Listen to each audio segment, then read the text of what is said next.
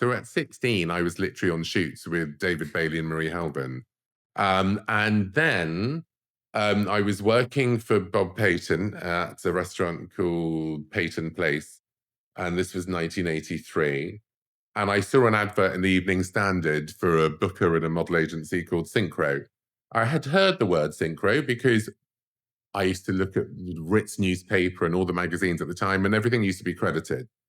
And so I applied for the job. In those days, you would just ring them up and sort of say, Yeah. "Hey, hi, I've seen your advert," and they would say yes or no.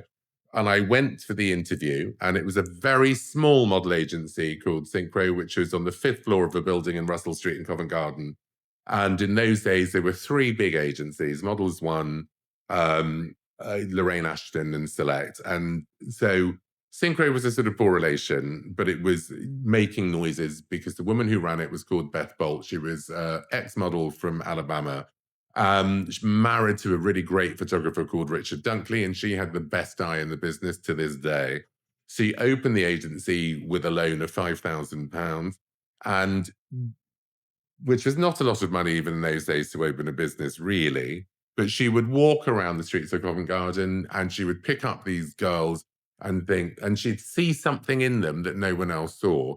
And they weren't aware of their beauty at this point. And she was a great photographer and she would take pictures of them and launch them overnight in a way that the other agencies weren't doing. So she was amazing. And I went for the interview. They were looking for a secretary to do the invoicing who could speak French. I could do none of the above. And I went into the room, the private office, to have the interview, and she left the door open. And there was a photographer called Koto Belofo, who is now a huge star, and he was their in house testing photographer. She left the door open so he could listen to the interview. And anyway, so I said, "Thank you very much," left. And apparently he'd said to her, "He's the one out of everyone you've interviewed." And so I got offered the job.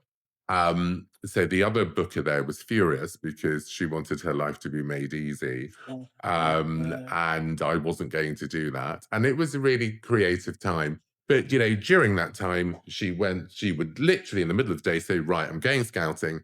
And she came back with people like Naomi Campbell, literally.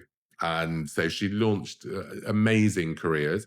And, Debbie then left, and it was just me and Beth for a while. And we always used to say she'd find them and I'd flog them. And that's what used to happen.